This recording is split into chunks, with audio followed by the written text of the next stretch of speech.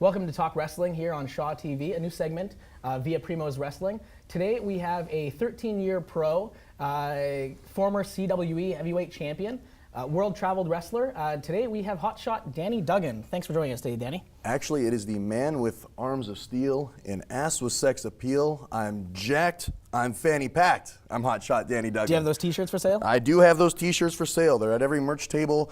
On every event, you'll see hotshot Danny Duggan at. Excellent. We will get the merch out to you guys at the end of the program. Chilling already. So tell us how you got into to wrestling. When did you start watching wrestling? I started watching wrestling when I was 3 years old. It just captivated me. I obviously don't remember too much being 3 years old, but my parents will tell me as soon as my dad threw wrestling on, I was crawling up to the TV and I was watching it with them. And it's not only been a passion, it's been an obsession my entire life. And as I grew older, I started to become slowly aware of local independent wrestling, which I didn't know existed prior because it was WWE and WCW and nothing else. And then I kind of got involved with that and started moving forward. Okay. What did you first watch? WCW or WWE? WWE was what I first watched. Okay. Like my first memories as a child, there was a person on this planet was watching Hulk Hogan and Sergeant Slaughter when they were having the war over America, and Sergeant Slaughter becoming an Iraqi sympathizer. And then it was like the early 90s. I was watching WWF early when I was about 6, 7 years old. I'd go over to a family member's house and they had TBS, which we didn't have at home. Okay. So if I went over there on the weekend, we'd see WCW Saturday night. So that's the first time I saw Ric Flair, and I'd see Sting and see all these guys. And to me, I had no idea what it was. It was just different wrestling, and I was excited to see different wrestlers because I didn't know there was any out there. Yeah, I didn't know who Ric Flair was either until later on, like when they came out as a huge star. I was like, who's Ric Flair? I'm watching Shawn Michaels over here, because when I started watching WCW, he was a mid-card talent. So to me, he was a mid-card talent. I hadn't seen any Ric Flair from the 80s. Really, I started watching '95.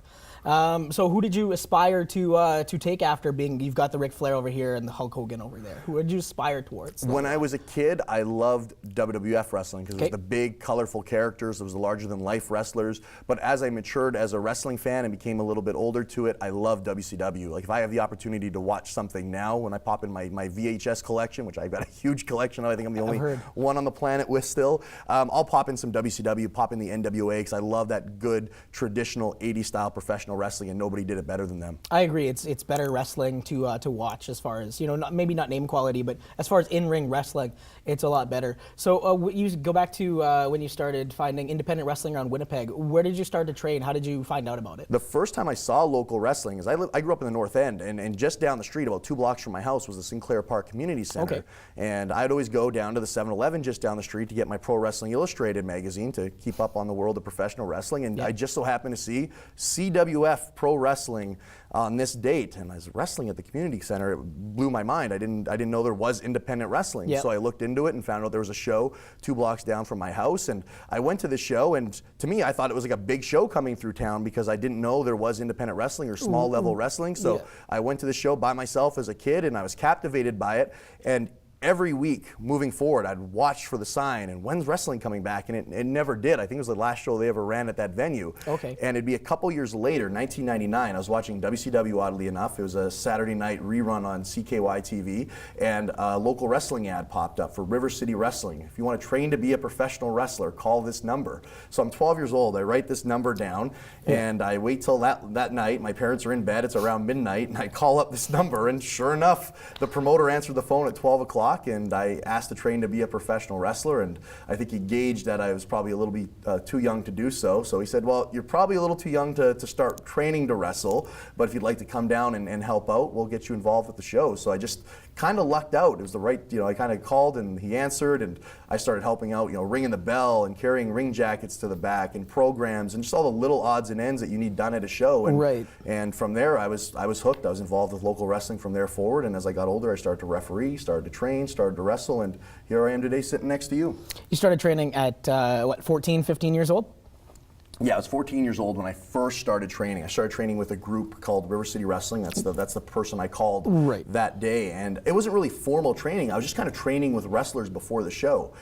Because at the time, there was a million people coming through and trying to be wrestlers because wrestling was really hot in the mainstream. So everybody wanted to give it a try. It was a cool thing to do. Best time. So yeah, I just got in the ring, and I was just training with guys before the show. It was nothing really structured, but I was just kind of learning little odds and ends here and there, and then I kind of got in the ring and started wrestling when I was 15. I had my first match in January of 2003, and I started wrestling for a little while, but learned very quickly the training I hadn't received wasn't really suffice, and if I wanted to do this at a serious level, I was going to have to go and learn from somebody a little more established. So that's what I went and did, and started training and while wrestling at the same time later that year. Who was your first wrestling match? My first wrestling match was a man named Sugar Shane Rogers at the Chalmers Community Club in Elmwood, and that's a historic venue for Winnipeg wrestling. A lot of people will be like, oh, Elmwood, Manitoba, but it actually has a lot of history, as pretty much any wrestler that became anything in this town had their first match at Chalmers or spent a lot of their early career there. Okay. Moving on. So we're probably, 2003, 2004 at the timeline right now. There's so many big promotions going on around Winnipeg. What was the sought-after one to work for and why? At the time, PCW just started. They started in 2002, and that was kind of the company to be in if you were a local wrestler, because it had a lot of the top talent. It had Kenny Omega, who's now one of the top stars in New Japan Pro Wrestling. It had Mentolo, who's wrestled internationally. Shane Madison, who was a top prospect for WWE at the time. It was the place to go. They were the cool, hip company to be in, because it had a lot of young guys that were in shape, doing really athletic things, where a lot of the other promotions were a lot of guys that were kind of doing it as a hobby and recreation. So B-talent. Yeah, so they weren't necessarily taking it as serious, so that was the place to do it. And as a young kid, they were doing it in nightclubs, so you know, you're a young kid, nightclub, girls, cool wrestling, like it was the place to be. So so you'd see it online and want to be there because it was cool, right? Exactly. So when you first start RCW, you moved over to CWF for a while, working back and forth because the promotions were so widely needing talent. Where was the best place to get the most work out of it, like quality work? The quality work for me at the time would probably be with the CWF, and that's where I went shortly after I started wrestling, because wrestling used to be very prominent in community centers. And around 2003, there was some kind of crisis in the insurance industry that really changed the landscape of promoters being able to get into the city-ran community clubs, which was where they operated for 30 years. So suddenly, wrestling was not allowed in the community clubs anymore, so a lot of promoters were having to stick strictly to running in bars. And I was under 18 at the time, so I was not able to do so. So I partnered up with Ernie Todd and the Canadian Wrestling Federation, and that's where I got my formal training with a man by the name of Tomahawk Gene Swan. And Ernie ran locally, but he also spent a lot of time touring on the road. So that's where I got to really cut my teeth early in my career. We'd go and travel and do all the reservations across central and western Canada. So I'd go on the road. I was 17 years old. I was still in high school, and I'm going reserve to reserve and getting to wrestle with world traveled veterans like Kerry Pitbull Brown, and really getting to learn the lifestyle of being on the road and getting to learn the craft by being in the ring every single day. Obviously you liked being on the road. You still do it now. You do it more than ever now. I love it. What is let's go with the best place that you've ever been on that timeline? Like, what was the best experience you had at that time? When I was 17 years old, I just finished working with Ernie Todd and the CWF, and right at the tail end of that, they ran the NWA Anniversary Convention here in Winnipeg. So the NWA is a governing body of multiple promotions across the world, and they come together once a year and they have an anniversary show, and they send talent from all over the place. So each promotion sends a couple of their key guys. I happened to hook up with a manager from New England by the name of Quentin Michaels, who was here for the convention, and I was a 17-year-old kid, and I was just ambitious to get on the road, and he's like, yeah, if you ever want to come out to New England, here's my number. And that's what you do at those conventions, is you just network and you learn to meet people. And he gave me his number, and I don't think he expected me to call. And I called him up, and he's like, well, if you want to come down here, we got 3-4 shows a week. So at 17 years old, I hopped on a Greyhound bus for 48 hours and went across Canada down to Boston, and for 2 weeks I got to wrestle in New England. I was only supposed to be there for 2 weeks, and I was supposed to come on back, but a group of guys from that area was going down to Nashville to wrestle. They were going down to Georgia, and they were going down to work out with TNA at Universal Studios. So they needed an extra body. So here I was getting ready to go home. They said, do you want to go? And I was like, well, I got to get back to school and I got to get back to work, but I really want to go and make this trip. So I called up and I quit my job and jumped in the car and got to go down to Nashville and wrestle in Georgia. I got to train with TNA when I was 17 years old down at Universal Studios. And it just kind of captivated me. That was always the life I wanted. It was something I always wanted to do. So being able to get on the road and experience it was just unreal, being that young. And at the time, you could, cut your teeth because you're 17 years old, and then come back and get a job later, as opposed to miss out on those experiences that you could probably never have again if you didn't go through that ride. Oh, exactly. So when you get back from that, we're still at the tail end of when the wrestling pop was. Let's move into when you started working in PCW, dealing with Andrew Salkoff, the guys who are working out and being more athletic than your everyday guys. How was that? And did you go under anyone's wing to learn more to better yourself? I felt at the time I really kind of got along with everybody because they ran weekly shows in the bars. Every Thursday night we had what was industry night every Saturday night where all the boys would get together and they would have a couple drinks there on the Saturday to promote the upcoming show on the Thursday. Right. So the entire crew would come down, so it was kind of like a bonding experience, and being a young kid, just loving the business, I was just soaking up knowledge from everybody. And I really looked up to guys like Kenny Omega and Mentalo and Raw Skills, guys that were working that more progressive modern day style, and I was nowhere near as athletic as any of them, so it was always a challenge for me to try to keep up with them and try to adapt to what they were doing. So when you're working on the reserves, it's a very traditional style of professional wrestling, where they were working a very modern day style where those guys would get together, they would watch Japanese wrestling tapes, Mexican wrestling tapes, so they were trying a lot of cool new things that weren't being done here locally or done here ever before. So being able to get in the ring with those guys and kind of learn those styles of wrestling and being able to try to keep up with them was awesome. You couldn't ask for a better training ground. So when you're in PCW, it's the prime of what's going on. They're drawing huge crowds. They're having huge names. They had AJ Styles, Samoa Joe, Christopher Daniels, Chris Sabin, all the guys you could possibly think of that were getting big at the time. CWE comes along. To tail back, AWE comes along. And they're bringing in the opposite. They're bringing in stars who used to be a household name. They've got their Scott Steiners, Lex Lugers. You trailed over to AWE, and the brands sort of broke off. Why'd you go to AWE? At the time, I was good friends with Shane Madison, Mike Davidson, and that group of guys that were really spearheading that movement to get AWE off the ground. Right. And for me, I always wanted to do this as a living. I wanted to make this my career, so I understood as much fun as I was having wrestling on the small bar shows, it'd be a benefit to me to get on these TV tapings they were doing, because they were taping television for the Fight Network, they were running pay-per-view, they were bringing in big names, they were bringing wrestlers from across the continent. So in terms of advancing my career, it was a better opportunity to get in there with guys that were going to advance my career and get me different places and teach me things I wasn't going to learn wrestling with guys that had just wrestled here locally. Right. So AWE, they're having a good time. They're bringing in huge crowds. How did you feel, wrestling in front of a huge crowd and then going back on Thursday night wrestling for your regulars and that kind of thing? Was it different, or was it, just you go out there every night like it's 5,000 people or 10,000 people? That's the thing. Like, people always talk about, like, oh, if you don't get butterflies and you're in the wrong business. I never had that. Like, I there's times you get a little nervous going out for a match, but it's because it's something I love to do so much that I have so much fun doing it that I don't get nervous. I don't get those butterflies they talk about when my music hits and my name gets called. It's like, all right, let's go out there and have some fun. Like, this is why I was put on this planet. This is why I get up every day to do what I do. So the first time I wrestled for AWE, there's 1,600 people there, by far the largest crowd I'd ever wrestled in front of. And as a 17-year-old kid, you think, like, that'd be pretty intimidating, but stepping through the curtain, it just felt natural. It felt right, because this is what I always wanted to do, and I was getting an opportunity to live that dream. So regardless if there's 1,500 people, and as cliche as it is, people say, oh, whether there's 100 people or 1,000 people, you go up there and work hard just the same. I truly believe that, because those 100 people, whether it's 100 people or even 10 people in the audience, which happens sometimes on a local wrestling show, you never know what you're going to get. Absolutely. You still go up there and you work hard because it's something you're passionate about. Going and wrestling is not a chore to me. It's something that I love to do, and it's what I've always wanted to do with my life. So to be able to get up and put on my wrestling boots and go out there and live my dream and pay my bills doing it, I couldn't ask for a better life. So if those 10 people are the ones that showed up to support us that night, they're getting the best show they've ever seen, because they paid their money just like if there was 1,000 people paying their money. And maybe more so because there is a smaller crowd, you can interact with them, as opposed to a bigger crowd where you've got to touch everybody from the back to the front. Exactly. So we're going to, you're right in AWE. You won the, King of the Canadian Indies Battle Royal that he did for the local guys who wanted to be on the show.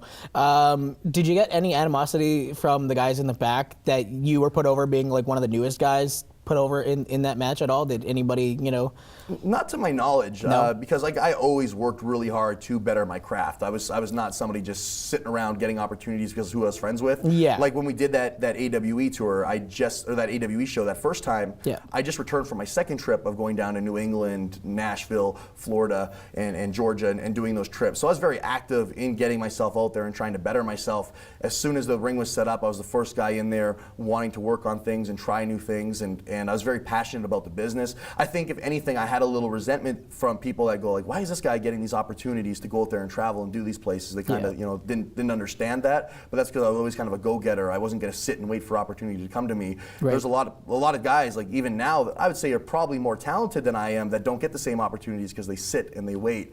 And you got to be productive in this business. You got to get up and you got to hustle and you got to make things happen for yourself, because it's a very much you and you alone business. If you're not looking out for yourself, nobody else is. Yeah, I don't imagine there's. I mean, once you get enough credibility, but I don't imagine once you're first starting out, no matter how good you are, there's not a promoter across the planet going, hey, we'd like to pay all your bills this month. Come down if you get time. That thing. Right. You're on the phone 7 days a week, and well, now Facebook going, hey, I've got this time open. I'd like to come down, or I'll be in your area if you have a show, whatever the case is, to get yourself booked. So that's fast forwarding. So AWE, they have their time. They, do their pay-per-view. They're finished. So you go back to CWE, which is a different model than AWE was, because you're going back to the younger names again. Your first show ever, Daniel Bryan, main events a show. He's main evented WrestleMania. You fast forward a little bit. You had Tyler Black, which is Seth Rollins. He main evented for you. He was the last WWE champion. So you had the foresight to see who was going to be big versus AWE, WFX is let's use past household names. How did you decide to go back to the future stars versus the past stars? Well, CWE kind of started because, like you mentioned, with PCW at the time and just every local operation, they were very content on what they were doing. Standstill. Yeah, they were running good shows. There's no question about it. They were running great shows with great talent, but there was no effort to move forward and make things bigger. Those shows were always going to be there with the same guys instead of the same fans. Yeah. And at that point, when I started CWE in 2009, I'd been wrestling 6 years already, and I traveled pretty much throughout the entire continent. So I was able to pick up little bits of information and learned a lot from different people. And I thought, if some of these things were applied here in Winnipeg, we can have a nationally known promotion that's recognized by talent and fans across Canada, across the United States, because we have the talent here to do it. But being in Winnipeg, we're secluded from the wrestling world. Right. We're geographically in the middle of nowhere in the wrestling world. And I thought, if we can bring guys in from other areas to work with our guys to get them better, see how good our guys are, hopefully it will network them and get them opportunities elsewhere. And that's exactly what it's done. And when we started CWE, we had a lot of young guys that were hungry, looking to advance in the business. You had myself, you had Mentolo, AJ Sanchez, Kevy Chevy, Stefan Epic, Kenny Omega. Yeah, Kenny Omega, worked for us the year after, and we had so many guys that were hungry to do things, that were working the more modern day progressive style, and they wanted to go places like Ring of Honor in Japan. So we felt, well, let's bring these guys in so our guys can learn from these guys, because you're not going to get any better wrestling your buddies all the time. You need to test yourself against the best in the world. So we brought the best in the world. We brought in Daniel Bryan, we brought in Cesaro, we brought in Seth Rollins, the Briscoe brothers, so many top talented guys. Austin Aries when he was Ring of Honor champion, Nigel McGuinness when he was Ring of Honor champion. And our guys got in the ring with them, they tested their abilities against them, and they showed they could hang. And it really created a really cool atmosphere in Winnipeg that, hey, our guys aren't just local guys. These are guys that can go with anybody in the world. You get into the way the booking guys and things like that, and you started networking with Jimmy Jacobs, going back and forth, and then you went to Ring of Honor in, I guess, in Windsor, Ontario, or in Ontario someplace. How was that for you walking into Ring of Honor? Was it like your CW locker room, or were you that fresh guy that was sort of like, itching to learn still, but you knew your craft, so you were confident going in there? I definitely, when you talk about not having butterflies, I definitely had a few of them that day, because it was my first opportunity on a big stage. Yeah. It was 2010 in Toronto, the first time I worked for Ring of Honor, and it was actually Kenny Omega from here in Winnipeg that helped spearhead that for me, because he just started working with the organization, so he passed along my stuff, and they said they'd give me a look in Toronto, and it went really, really well. But by the time I worked for Ring of Honor, I'd booked half the roster at that point. So going into the locker room, it was very comfortable for me to be able to go in there and perform, because there was many familiar faces. Oh, hey, how you doing? I just saw you a few months ago. We went out partied, we had a good time. And fast forward to when I did Ring of Honor last year, I've literally, half those guys have been in CWE, and the other half I've wrestled somewhere else on the continent. So to me, it was being able to just show up and do another show in sense of being comfortable in the locker room, where I wasn't the new guy showing up. I may have been new to that company, but I was familiar with all the guys, and everybody was very welcoming. So it was very, very comforting to be able to get in there and just be like, hey, how you doing? And let's make something happen. So when you're booking a CWE show and you've got a tour coming up, like you've got lots of big tours, you do them all the time. Do you have a hard time, telling guys that hadn't worked in Canada before that, it's not 2 hours to the next town, it's 9 hours to the next town, bring a sleeping bag, that kind of thing? Because working in Canada, especially touring here, it's much different than touring in the States, where you could be in the next town in, 3 hours versus, okay, then our next town's 12 hours away.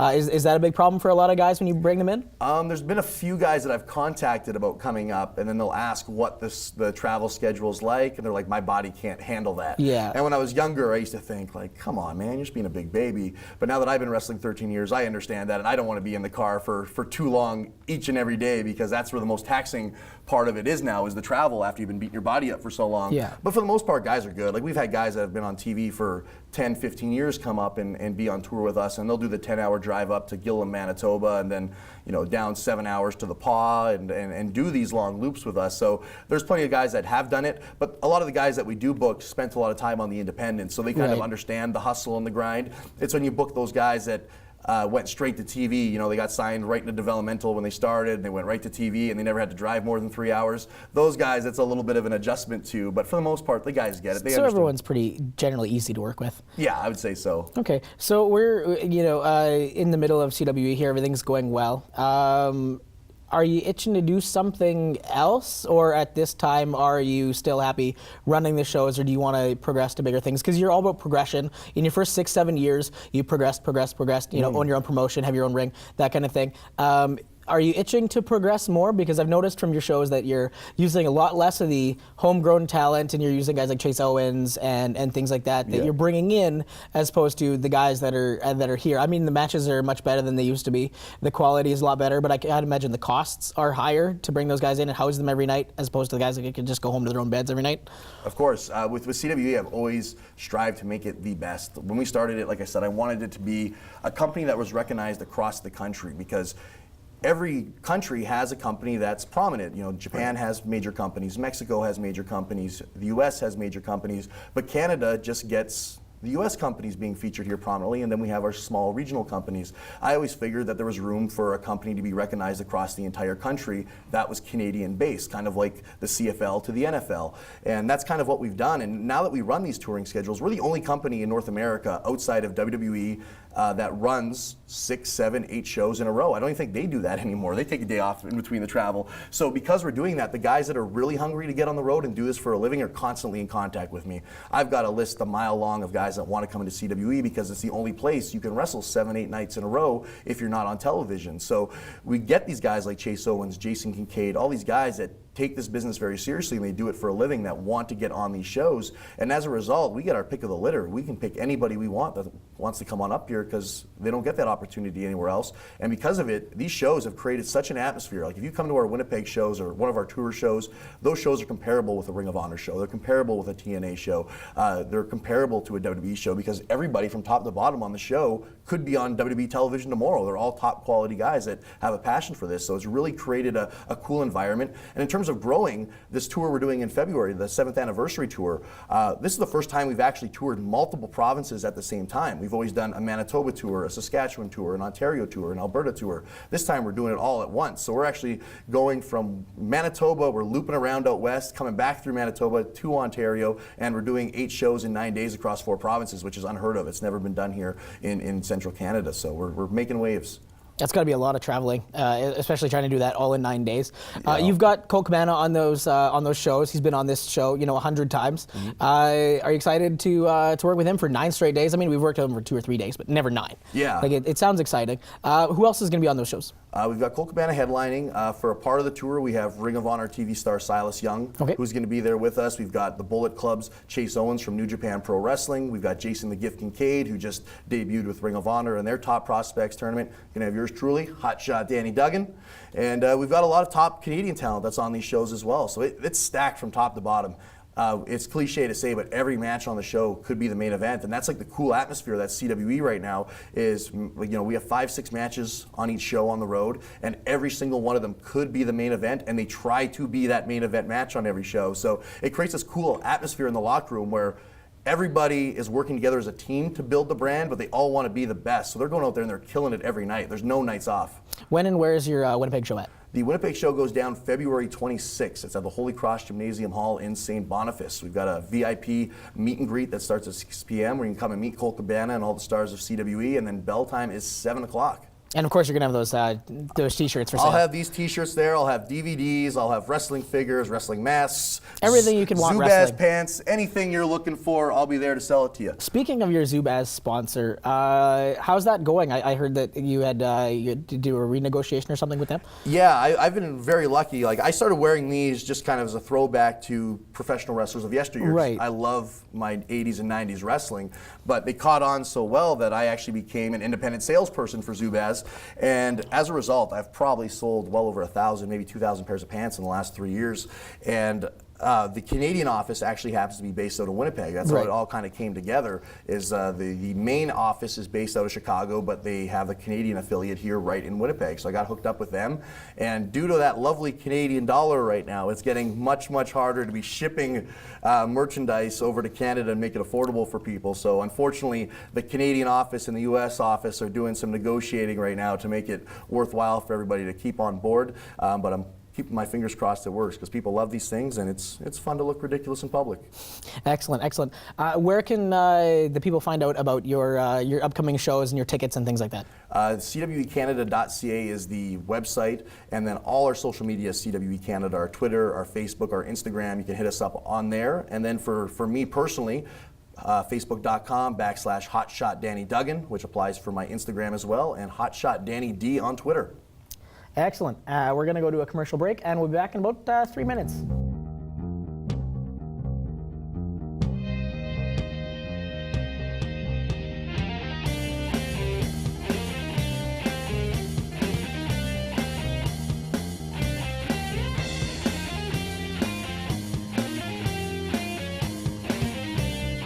Back here on Talk Wrestling here on Shaw TV, back with Danny Duggan. We've been telling some stories for the past 30 minutes. We're going to go into a road story now. We've got only a few minutes left in this episode.